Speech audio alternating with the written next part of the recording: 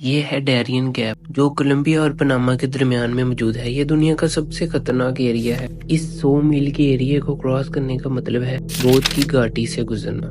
اس area کی وجہ سے نارتھ امریکہ اور ساؤتھ امریکہ کے درمیان کوئی بھی روڈ یا ریل نیٹ ورک ایک دوسرے کے ساتھ کنیکٹڈ نہیں۔ پوری ہیومن ہسٹری میں صرف 5 دفعہ اس ایریا کو کار یا جیپ کی مدد سے کراس کرنے کی کوشش کی گئی۔ اتنا زیادہ خطرناک ہونے کے باوجود بھی لوگوں کا اسے کراس کرنا مجبوری ہے۔ سال لاکھوں لوگ کولمبیا اور اس کے آس پاس کے علاقوں سے لوگ روزگار یا جابز کی تلاش میں نارتھ امریکہ کی طرف جانے کی کوشش کرتے ہیں۔ 2022 میں ایک رپورٹ کے مطابق 3 لاکھ لوگوں نے اسے کراس کر کے میکسیکو جانے کی کوشش کی۔ اسے کراس کرتے ہوئے تقریباً ہزاروں لوگ مارے گئے۔ لیکن آخر اس 100 میل کے ایریا میں کیا ہے جسے دنیا کا خطرناک علاقہ کہا جاتا ہے؟ اور کیوں آج کے دور میں اتنی ٹیکنالوجی ہونے کے باوجود آج تک اس ایریا میں روڈ بنانے کی کوشش کیوں نہیں کی گئی؟ 21 سینچری میں جدھر گرم ریت پر اتنے مضبوط عمارتیں بنائی گئیں، لیکن اس چھوٹے سے ایریا میں روڈ بنانا اتنا مشکل کیوں ہے؟ اس کی 4 ریزنز ہیں۔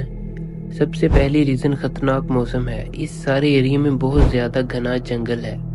اس میں تقریباً پورا سال بارشیں ہی ہوتی رہتی ہیں، یعنی 365 دن میں سے تقریباً 320 دن بارش ہی ہوتی رہتی ہے، جس کی وجہ سے اکثر پہاڑوں پر بھی لینڈ سلائڈنگ ہوتی رہتی ہے، جس کی وجہ سے زمین بھی دلدل بن جاتی ہے۔ دوسری طرف اگر کسی طرح سے کنسٹرکشن شروع کر بھی لی جاتی ہے تو سیمنٹ، بجری وغیرہ کو سوکھنے کے لیے گرم موسم کی ضرورت ہوتی ہے، جو کہ بارش کی وجہ سے اس کا سوکھنا ناممکن ہے۔ دوسری طرف اس کی سب سے بڑی وجہ زہریلے سانپ ہے۔ ناظرین، اس سارے ایریا میں انتہائی خطرناک سانپ پائے جاتے ہیں۔ ہماری پوری دنیا میں اتنے خطرناک جانور جیسے کہ مکڑی، مچھر، سانپ نہیں پائے جاتے جتنے کہ اس ایریا میں پائے جاتے ہیں۔ اس ایریا میں دور دور تک آبادی نہیں ہے اور نہ ہی دور دور تک کوئی ہسپتال جیسی فیسلٹیز ہے۔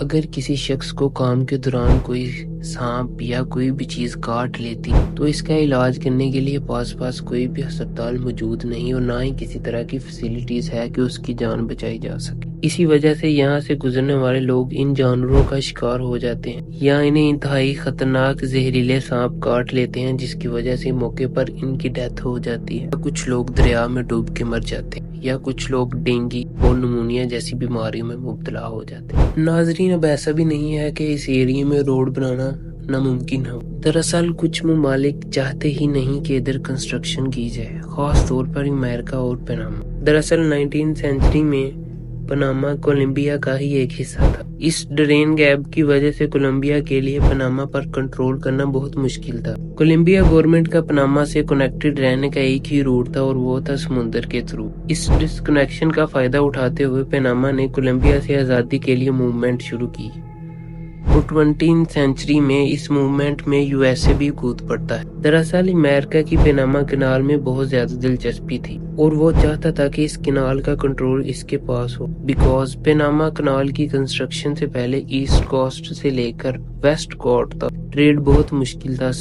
ساری شپ کو پورا ساؤتھ امریکہ گھوم کر ویسٹ کوسٹ تک جانا پڑتا۔ اس کا حل نکالنے کے لیے آرٹیفیشل نہر بنائی گئی، کی وجہ سے امریکہ کی ٹریڈ یا آرمی بہت کم دنوں میں اس کنال کو یوز کر کے ایک جگہ سے دوسری جگہ جا سکتی تھی۔ ناظرین، اس وقت یہ پوائنٹ بہت ہی اہم تھا کہ جو پاناما کنال کو کنٹرول کرے گا دراصل وہ امریکہ کی ویکنس کو کنٹرول کرے گا۔ کولمبیا اس زمانے میں پاناما کنال کو کنٹرول امریکہ کو نہیں دینا چاہتا تھا۔ اسی وجہ سے امریکہ نے پاناما کی آزادی کی موومنٹ میں بہت مدد کی، جس کے نتیجے میں 1903 میں پاناما ایک انڈیپینڈنٹ کنٹری بن کے دنیا کے سامنے آتا ہے۔ پاناما کی گورنمنٹ نے بدلے میں امریکہ کو اس کنال کی آس پاس کی ساری زمین پرماننٹ لیز پر دے دی اور 1999 تک یہ سارا ایریا امریکن گورنمنٹ کے کنٹرول میں رہا اور پھر 1999 میں یہ کنٹرول پاناما کو واپس کر دیا گیا۔ مگر اتنے سال گزر جانے کے بعد بھی یہ پوائنٹ کافی ملکوں کے لیے بہت اہمیت رکھتا ہے۔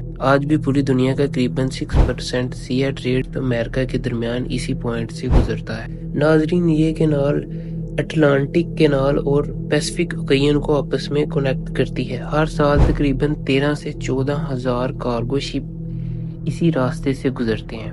اسی وجہ سے اس کینال کو زیادہ تر امریکہ اور چائنا ہی یوز کرتے ہیں۔ دوسری طرف ناظرین، اگر دوبارہ ڈیرین گیپ کی جانب آئے تو یہ कोलंबिया और पनामा के दरमियान है। वही कोलंबिया जो पिछले कई सालों से वायलेंस और अनस्टेबिलिटी का शिकार रहा है और जहां के ड्रग माफिया पूरी साउथ अमेरिका में मशहूर है। पूरी दुनिया में सबसे ज्यादा कोकीन कोलंबिया में बनाई जाती है, मगर इस डेरियन गैप की वजह से ये स्मगलिंग करना काफी मुश्किल होता है और स्मगलर को सिया रूट लेना पड़ता है, जहां पर पनामा के पोस्ट गार्ड अक्सर इन स्मगलर को पकड़ लेते हैं। अगर इस सिचुएशन में यहाँ रोड बनाया जाता है तो अमेरिका को ये खदशा है कि कहीं कोलंबिया के ड्रग माफिया पनामा कैनाल को नुकसान ना पहुंचाएं। इन ड्रग डीलर्स को मैक्सिको और यूएसए तक ड्रग पहुंचाना बहुत ही आसान हो जाएगा। इसलिए अगर पनामा या कोलंबिया की गवर्नमेंट यहाँ कोई रूट बनाती है तो अमेरिका यहाँ किसी तरह से डेवलपमेंट नहीं होने देगा, क्योंकि ड्रग डीलर्स के लिए इस रूट से यूएसए तक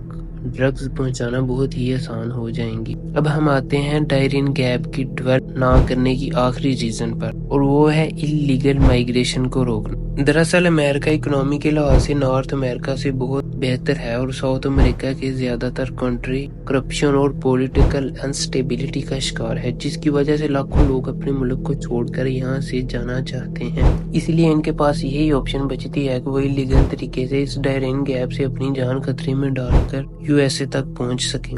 लोग लाखों की तादाद में खतरनाक सफर करके अमेरिका तक पहुंचते हैं। गरीब और भूख से बेचारे लोगों के पास कोई ऑप्शन नहीं होती, जिसकी वजह से लाखों लोग इस सफर के दौरान मारे जाते हैं। नाज़रीन, अगर आपको हमारी वीडियो अच्छी लगी हो तो सब्सक्राइब और लाइक जरूर कीजिएगा।